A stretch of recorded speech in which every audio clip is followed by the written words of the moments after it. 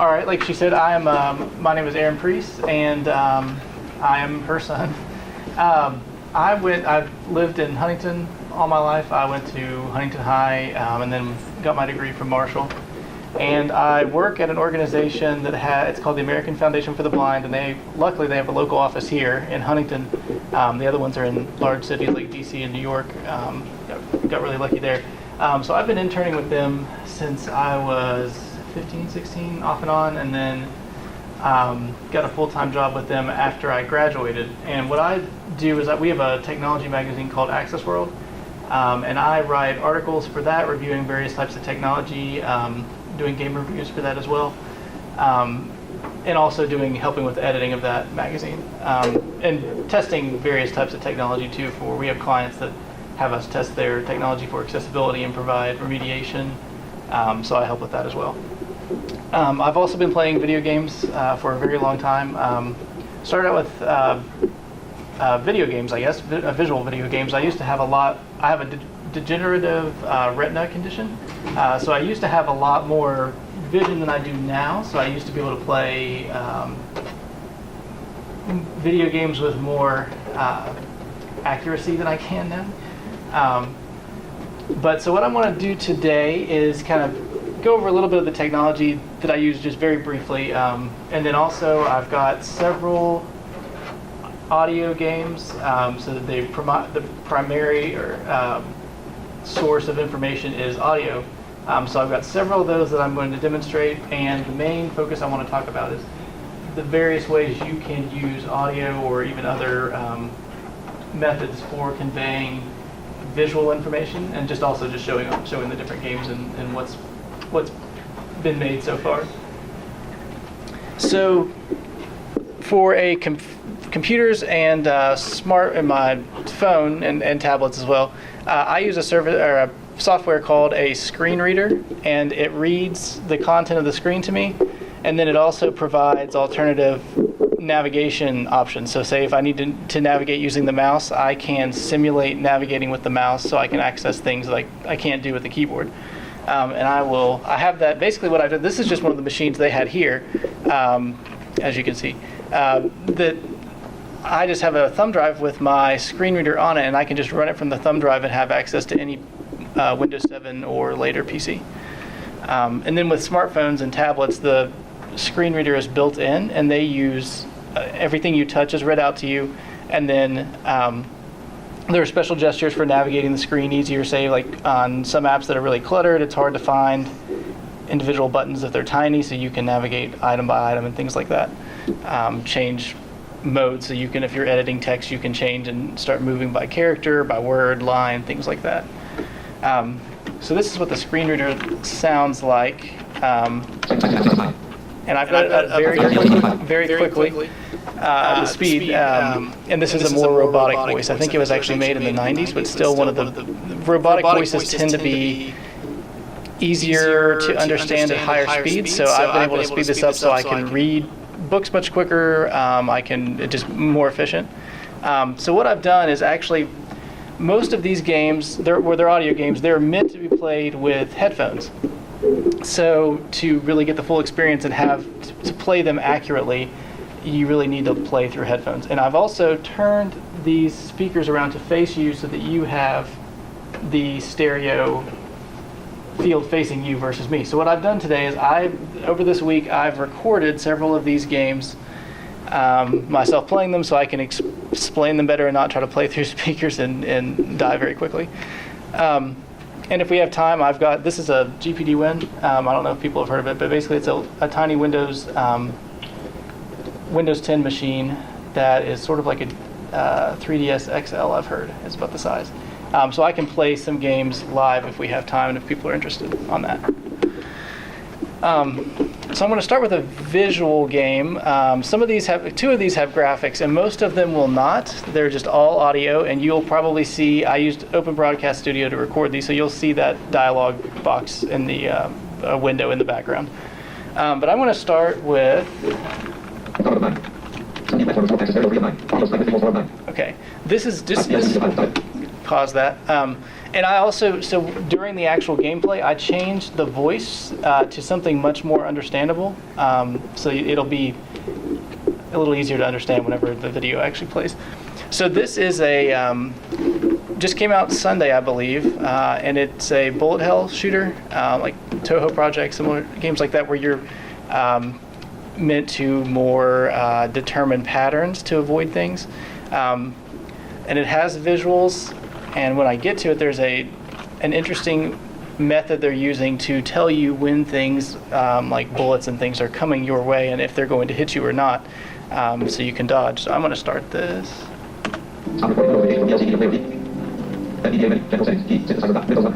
OBS main menu audio strike maintenance. Okay. Easy, normal, blue fed, white Falcon. Won the offshore. So I'm just navigating the menus, picking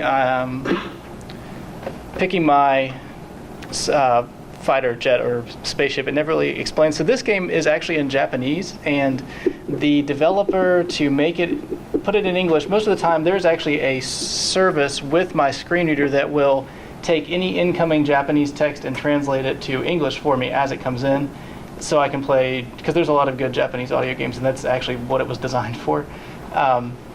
So the developer of this game, to say you don't have to do that, he ran all of his text through Google Translate and made an English translation for the game, and then he corrected it, I guess, when he thought it was wrong. So you might see some very odd phrasing in this game. To the cave. So Stage selection audio. STG-11. A large group of enemy machine appears in the world. Blow them up, and Okay, so what I'm going to do here, one thing this game does also is it has different types of audio, like basically it's called a camera mode, but it's like the way the audio is presented to you. So most of the time, the audio is going to be centered on you as almost like a first-person view. So something that's off to my left is going to sound out of my left speaker, and it gets closer to the center of the stereo field as it comes closer to me. So this game has a couple of different methods for doing that. It's got the standard mode, but it also can narrow down the field, the audio field, so that you can get more pinpoint positioning on the items near you, but you can't hear as far out, so you'll probably see things that I'm not actually hearing, because the mode I'm going to select here is going to narrow down sort of my audio field, so I can more accurately shoot things. Status. Preference. I'm just going to fast forward through this part as I change the setting. Okay. So you can hear the engine of and I don't know how well the loudness will probably be fine. And let me know if you have any questions, shout them out. If I'm not loud enough, if the audio is not loud enough, just let me know. So I don't know how well that stereo field is going to come across. So these things are going left to right very quickly. And as they get closer to me, I believe, they will become louder. And you can also hear that little sort of hydraulic swooshing sound tells me that I've started moving and when I've stopped moving. And there's a mode that I will switch to in a moment that makes that more necessary. And you can also hear my gun firing.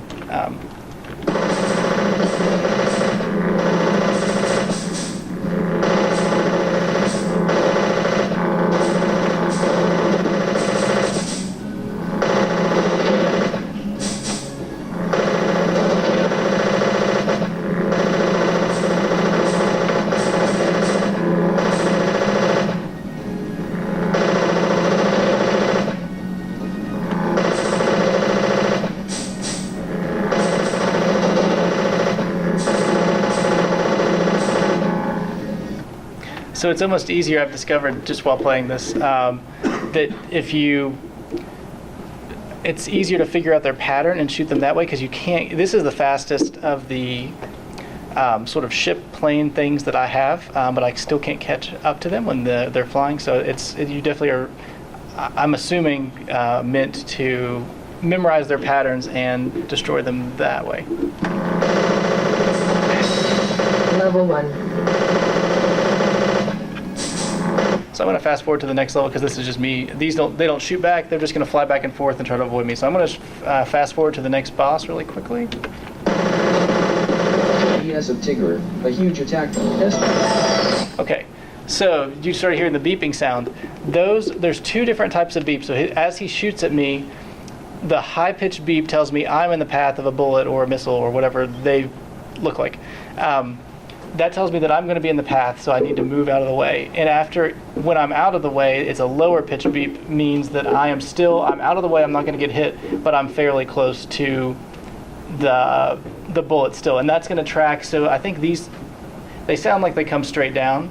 They don't like adjust direction or anything. But even ones that are going to curve, or if they come at diagonals, it will track your position relative to the bullet, and it can calculate if you're in the line of fire or not. So you can dodge. It makes it easier to dodge, especially when there's so many on the screen. They're kind of clustered, so I'm listening more for the pitch of the sound and using that to guide myself.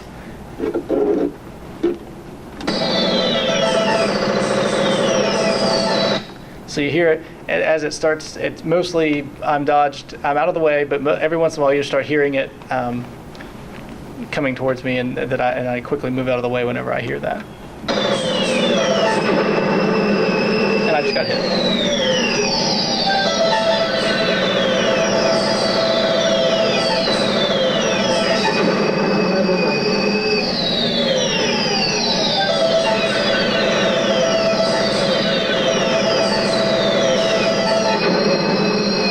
So I lost all 3 of the 4 of my lives in this one fight.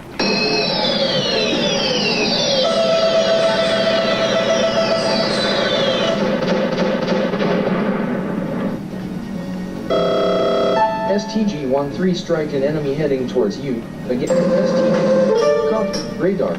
Preference. Volume setting. Screen readers. Mission setting. Game. Camera mode. Viewpoint of camera mode. Okay, so what I just did, and I think there's English text as the menus, and they're not in Japanese, I'm pretty sure. But I just changed it so it shows the entire field is now being shown in my stereo field. So it's not the camera view, I guess, is not centered on me anymore. It shows, so whenever I move, I hear myself moving left and right, and I hear all the ships and missiles and other items on the screen, all in their I guess you'd call it their absolute positions. It's not relative to me. It's just where they are on the screen. And this can be useful in there's a lot of settings you can change in this. How the radar sends sounds to you. There's a lot of customization. So you kind of need to use different types of audio cues and modes for different types of bosses or different situations. So I'm going to go to the next boss because he's more interesting than this level.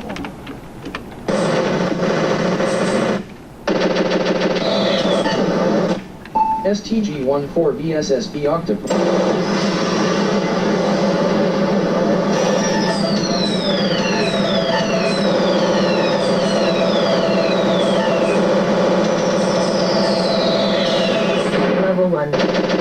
So I hit him. You get a charge every time you get a charge shot that does a lot more damage, and I think I had a level 2, and so I hit him with that first. So it made it that fight is normally a lot harder than that, but I took him out pretty quickly. One thing about those radars that's interesting. So a lot of the time, and I'll show you in the next game how distinct the sounds are.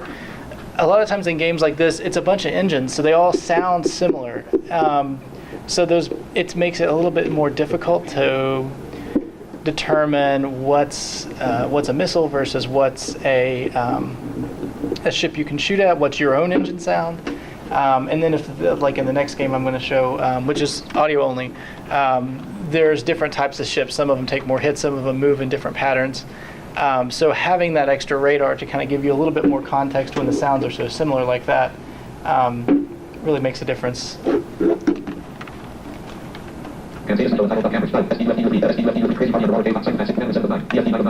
So this is a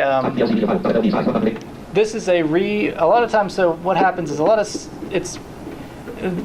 this particular game that I'm about to show is a recreation of the 1980s game Xevious, which is a scrolling shooter. So you're moving forward and enemies are coming kind of almost staying in place, and you're coming towards them and they're shooting at you. So you're not trying to keep them from going to the bottom of the screen. You also can adjust your speed to make things more difficult or easier for you, because the slower you go, the more points you can get, because more things spawn, but you also end up with a lot more things shooting at you, which makes it more difficult. But I'm going to start. Start game. So this one is that voice, I guess to make it more retro sounding, that is a speech synthesizer that was actually a hardware synthesizer from years and years ago, probably 90s or 80s. Back in the day, you used to have, you had your sound card, but to use speech, you had to have a separate box just for speech. So it's much more robotic, but that's those are just recorded clips in the game. Get ready.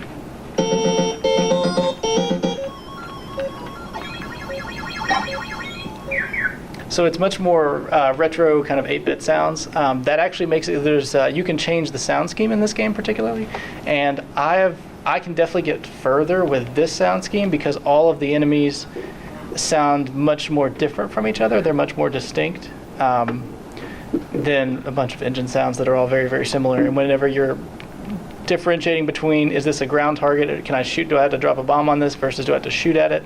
That can make things more difficult if they all have to be handled differently. I'm going to fast forward to level 3 because it's more interesting and there's more enemies there. So let's just. So I can't actually find, just another thing on screen readers while I'm doing this. 214. So I'm going to go, and then I'm using mouse navigation to read the window because I can't actually, with the keyboard, I can't access that time information. So I'm using a simulated mouse movement to find the time so I can tell where I am. Okay.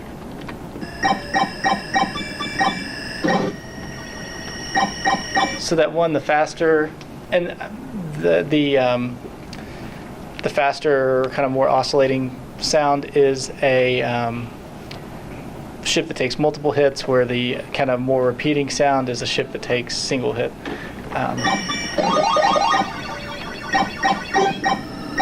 And that kind of rumbling sort of sound, I mean, that's a ground target, so I have to get close to that to drop a bomb on it, and oftentimes a bunch of those will spawn at once and you have to wait to get to them, so that it kind of clutters up the audio field, which can make things more difficult.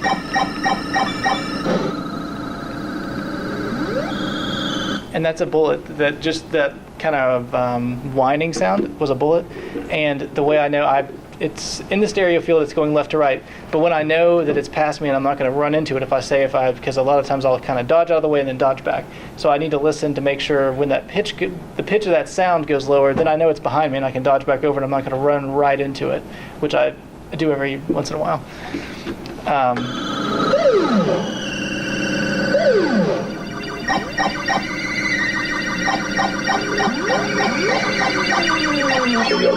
So that was an item,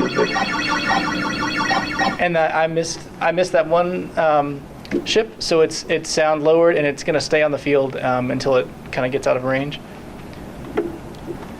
Okay, so that is it's more of the same. There's a boss at the end of that level, but it doesn't, not too much different. So this next game is it reminds me a lot of a combination of Ocarina of Time with the game style is more like the original Legend of Zelda. So the top-down view, you have individual screens where then you navigate screen sort of room by room.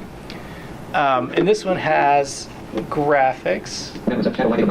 Stop recording. Shadowrun full voice the eternity. Start game button. And this one is in Japanese. It's not been translated, so I'm running the software when I'm playing this to translate the text. It's self-voiced, but luckily they, even though it has voice actors in it, they still included the visual, the actual text in it, so that my screen reader has something to grab to translate for me. So I'm going to fast forward till this, so I load and that kind of thing. So I'm just going to fast forward through that. 1. Ashira, So Shane there's- Storlium, Ken LV 11 Possession Friday, 1713 minute. 再びプレシアへ。 So that sound, as I walk, so that you hear that kind of humming, I guess, sound. That tells me that's like the save point. But when I walk, you hear the dinging sound. If I'm within, if I have direct line of sight to an item, it makes a different sound depending on what the item is. But you have your item sound itself, plus you have some navigation, so that when I hear that sound, I can tell, oh, is it coming from the left or right speaker, so I know which way I need to go to get to it. And if I'm above it or below it, it makes a higher or lower pitch.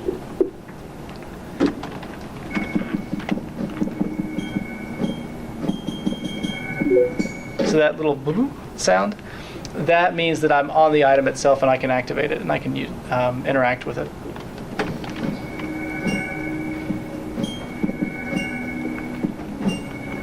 So that just now I'm below it, or I'm above it, and that's the lower pitched sound. And then I was going above it, and it would below it, it would play the higher pitched.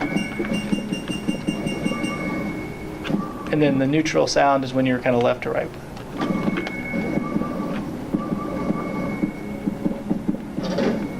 So that little kind of clatter, that tells me that's a door, and that will play whenever I'm in line of sight of a door. So I know I can, as I'm like walking along a room or something, I can tell whenever I'm passing doors. So that swoosh sound, that indicates a turn. So the walls themselves don't make any noise, and this room's pretty open that I'm in right now. But as I am navigating around, the wall doesn't make any sound, and it makes a clong sound when you run into it. But if I'm, let's say, navigating a maze or something, I will hear that swoosh sound whenever I can make a turn, or if there's a passageway that opens up, and that has a lower sound if it's a lower passage, a higher sound if it's a higher passage, so above or below, sort of north or south. And then it does either left or right. If it's a turn to the left, it kind of comes out of if I'm walking this way and then there's a turn to the left, I hear it on the left speaker. And I'm going to fast forward because there's an area where we see an obstacle. So I'm going to 100% SP.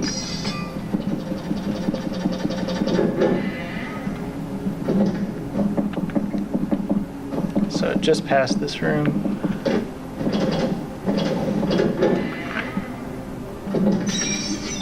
So that there's different sounds to tell you if you're in range, if you can hit an enemy, if the enemy can hit you, and once the enemy goes out of range, and also where the enemy is. They make their own noises, but they, like the objects, as you walk, it plays a sound to kind of give you an idea of where the enemy is in relation to you. So that thing throws, whatever that is, it never describes what they look like visually. So I know they're graphics, but the game never tells you what those look like, so I'm not actually sure what that is. But it throws things at you, so it's you're in range of an attack sound will play a lot more for those kind of enemies because they can hit you from further away.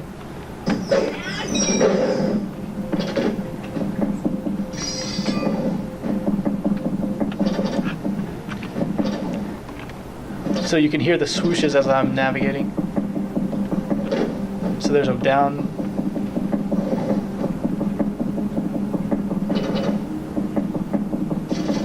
So that little crunching sound, when you're within 5 steps of a certain kinds of, I guess they would consider them hazards, so stuff like lava, water, chasms, that kind of thing, it starts playing as distinctive sound to indicate that. So that's just a ledge that I can jump over, but it's going to start playing that crunching sound, and then when I get to the edge of the ledge, hop over, it makes a sound. So there's some platforming later, and I'm going to fast forward to that since time goes by very quickly. Let's see. So I'm just navigating to the place right now. Okay, here we are. So that sound, those little kind of, they're all just beeps and boops. It's hard to describe them sometimes. But that sound that was just playing, and then it kind of made the shling sort of sound. I'm not describing. You heard it. But that told me that I'm in range of this enemy, and I was trying to get them to hit me in this part, but this is a lower. It's got some platforming is why I came over here, but this is a lower level dungeon, so they just like stand there and they don't. It took some effort to get them to actually hit me. So that means that sound just now. I mean, I went out of range, or he walked out of my range. So I'm back in range, and see he's sitting there swinging, and he's not.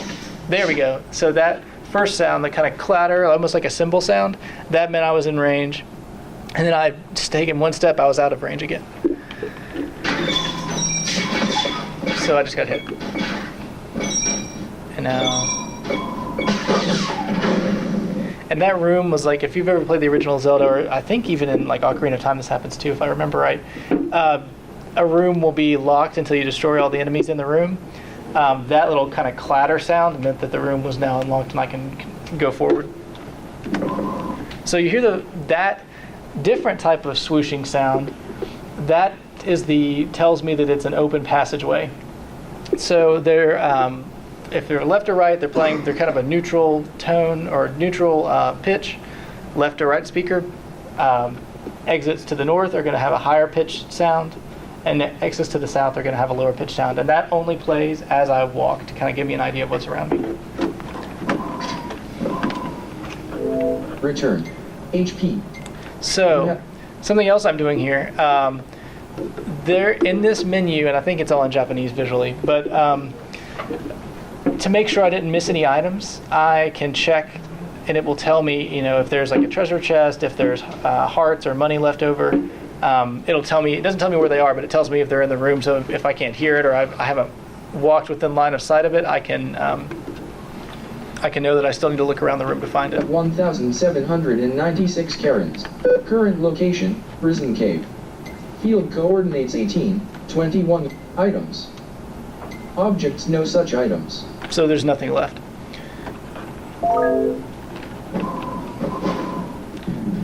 So there are a bunch of chasms here, lots of little platforms. So what I'm going to do, because there's a lot of dead ends, so there's chasms. All it's going to tell me is when I come towards a chasm and when I'm on the edge of one. So I'm going to open up what they call a field viewer, which will just let me arrow around the screen and get a feel for what types of landmarks or what's on this field. So I can make sure I don't go to jump over a pit and run right into a wall because I didn't know that was a dead end or something.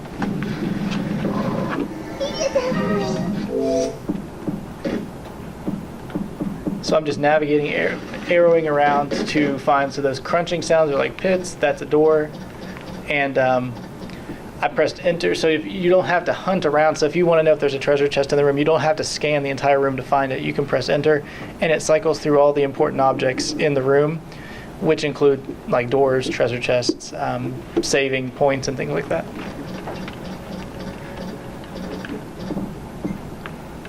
So I'm going to fast forward through it because time's going by quickly. But basically what I do here is I can press escape and it takes me back to my current location, and then I arrowed around to map out the room so I would know where I was going. And I'm going to kind of fast forward through that.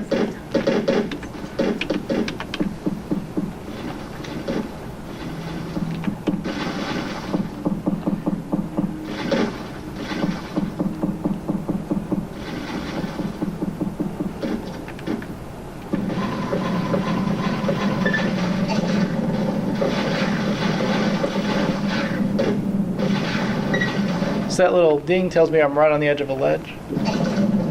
And there's so right now the platforms are fairly large, the gaps are pretty short. It makes kind of a clunking sound whenever I'm currently over a gap, and then it makes sort of a fluttering sound when she's over like safe land. Later on there's a lot wider gaps, and the platforms are only like one space wide, so you have to be very careful to make sure you pay attention to the sounds to land on the platform and not overshoot it.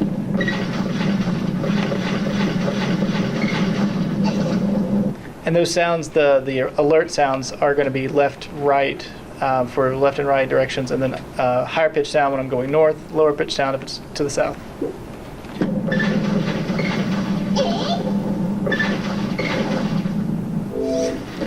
So I'd recheck real quick, and then this is where I make a mistake. So I went to the right, or I went to the left to see, oh, is that where I need to go? And I didn't go further. There's a wall there, and I'm going to jump right into it because I didn't cross I saw the pit. I thought, oh, okay, that is where I'm going. And I forgot that it wasn't. So I jumped, and I tried to go backwards, but I didn't make it. And that took off about 10% of my health, I think. Okay, so 10 minutes? Okay, I'll try to go. So this is a very new game. It's a very simple game. It's called Psychopath, and what's interesting about it is a couple things. It was designed, I think, in JavaScript, I'm pretty sure. So it's cross-platform. You can go to the website and play it in your browser. I've played it on a Chromebook, on an Android phone with a Bluetooth keyboard, so it's pretty platform agnostic, I guess. And it also uses virtual surround sound to tell you as you're passing things, to kind of instead of using beeps and pitch changes and things like that, it uses surround sound to communicate information. And you're basically driving a motorcycle, and you try to avoid cars as recklessly as possible, so you get more points the closer you get to them. And if you kind of ding them as you go past them, you even get even more points, so it kind of rewards reckless driving, and that's kind of the point, I guess. And then you can jump ramp. What I thought was very cool about this when I first started playing it is there are ramps that you can, so there's coins hovering in the air, and there are ramps that you jump your bike over, and then you can kind of swish back and forth to catch the coins as you're sort of flying through the air. And the coins, as you're descending back towards the road, the coins, the way the surround sound works, as you kind of pass below them and you missed all those coins, you hear that as you're descending. When you have headphones on, it sounds like they're going over top of your head. So I'm gonna fast forward through some of this, like. You start today with achievements. And this is one of the ones again that probably has. It's just if I understand right, it's just a white screen. There's not really anything on here since it's all audio. Number of games, 511. Number 2. Total rate. Distance traveled, 604. So I'm picking this is where I'm picking my bike or car, as that one just was. And it plays the engine sound as you navigate left and right through the selections. 4. World. And there's different, so basically you're just going straight in this game. So it's all the ambience is just for atmosphere. And so I can change, like the farm is a narrower road and you hear like farm animals off to the left and right and things like that since you're out, I guess, out in the country. But like the city, you can hear like construction going on. There's a lot more cars on the road. People playing their radios as their cars drive by you, things like that. Selector. Set to classic. So one thing I did over here too, so the default mode is you're basically sort of sidestepping or kind of sliding back and forth with your left and right arrow keys.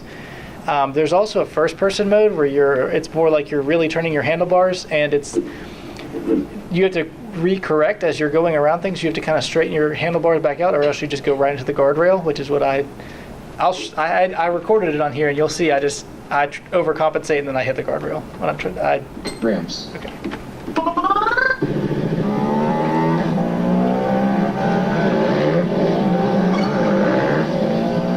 So that little clink told me I just passed it, and it sounds great on headphones. I don't know how well this virtual surround sound is going to come through the speakers, but it has a distinct change when that motorcycle or car engine just passed me, and if I wanted to make sure I like kind of dinged him as I went by to get more points and not just crash headlong into him, I kind of would need to wait till I kind of heard him beside me versus in front of me. So that little sort of looping sound is a ramp, and I'm about to hit it. And I'm just cycling around to get points.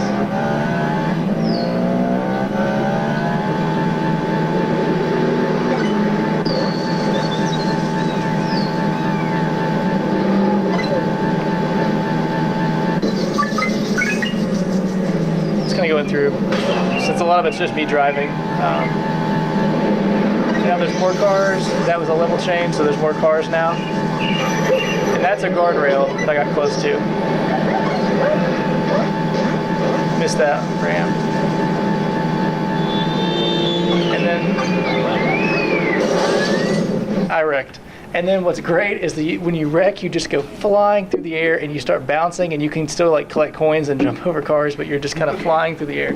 So there's one. I scraped the guardrail, and now I'm just rolling across the Here's ground. some stuff about your game.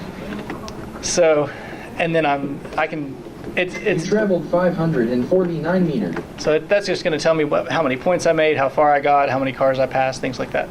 So just it's very simple but very addicting. So 10:53. So how much time? We go to 11, right? Yeah. So, okay. I don't have a question. So any questions? I've got a couple more games I can show. I can take questions. I have a question. Okay. Is there like a standard practice, like if we wanted to develop these kind of games, how intuitive is this? Are most of the sounds pretty similar throughout all the games, or is there like a standard practice we should go on? There are some of these. They kind of grew up organically a lot of the times. Whenever one person came up with a good idea, say side scrollers are a good example. Somebody came up with a camera where you hold down a key and then you can like explore the screen tile by tile, sort of like I did in the other game. That's sort of a convention. The only thing that I would say is really standardized is how you include speech and things like that. But otherwise, people kind of use their own stuff that works well gets reused, and stuff. But people have a lot of different strategies. I can show you. There's some sounds that. And this is just my kind of opinion, but sometimes sounds can make things more difficult. So like in that Xevious game, I always play with the simpler sounds just because they don't blend together, which you can actually use that to make things more difficult. Pick similar sounds to up the difficulty on purpose. Okay. Is there like a tutorial, like kind of towards the beginning, that says like this is what this sound is, this is what this sound is? Mhm. Okay.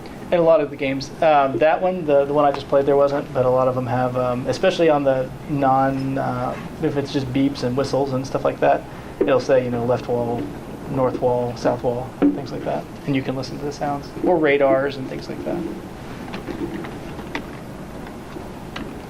there any other questions? I have a question.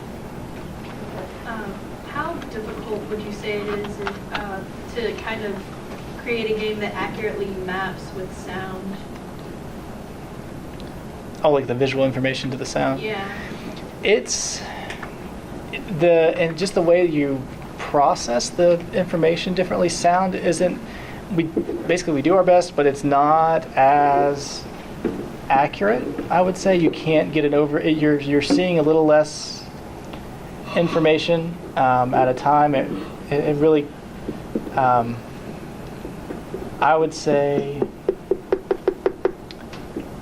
it's more difficult to communicate this to, especially things that are in like a more visual heavy landscape that you need to use your vision for, or like lots of items and things like that. That's what makes it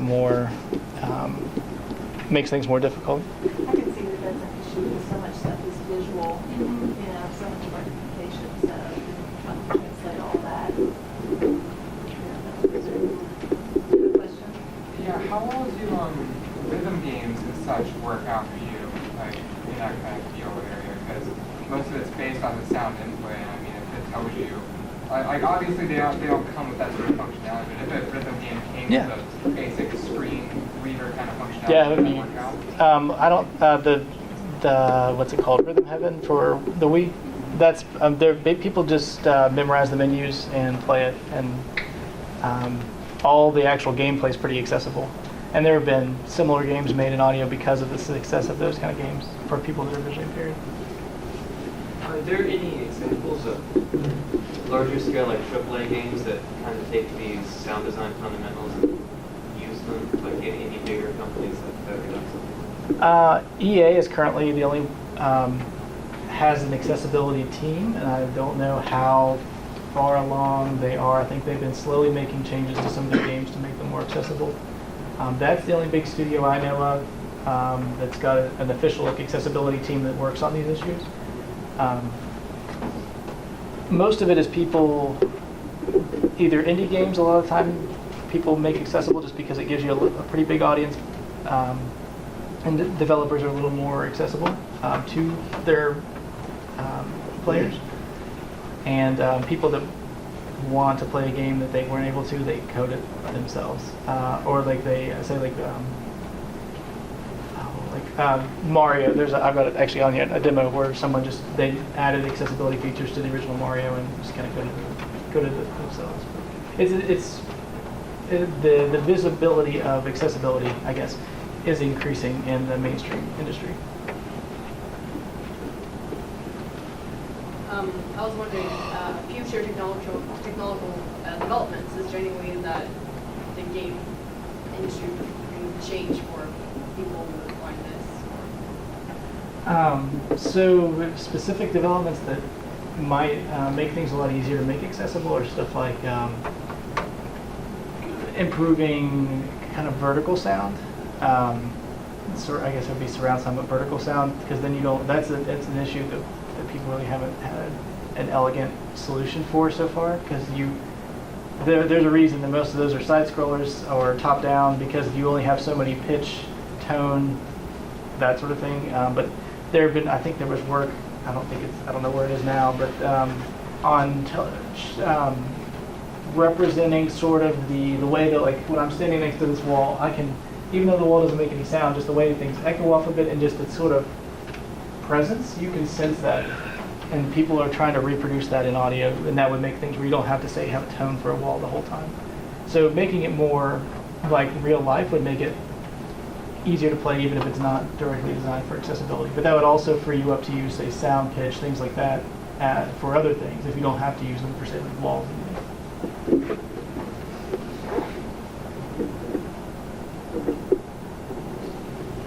Would you say that playing these games that communicate visuals using sound has made your sense of sound more sensitive, and has made you more sensitive to hearing sounds out in the world? Would you say Yeah, probably. It's hard to tell, but I would assume so, because I definitely I wasn't able to demo it here, but there is an FPS game that uses a system where it's first person, and basically the navigation system is like using a cane. So people use the developer is a sighted developer, and he was talking about how he was amazed because the blind players could navigate. He was trying to navigate. He had a visual, sort of just a very basic visual mode for himself when he would play test play, and he was amazed at how quickly people, like, basically just using their real world orientation and mobility skills, were able to navigate these maps and roads and things with just the equivalent of using a cane and like a radar version of a cane. So it at least goes the other way. If you're navigating by sound, a lot of the time you actually makes it easier to play games like this.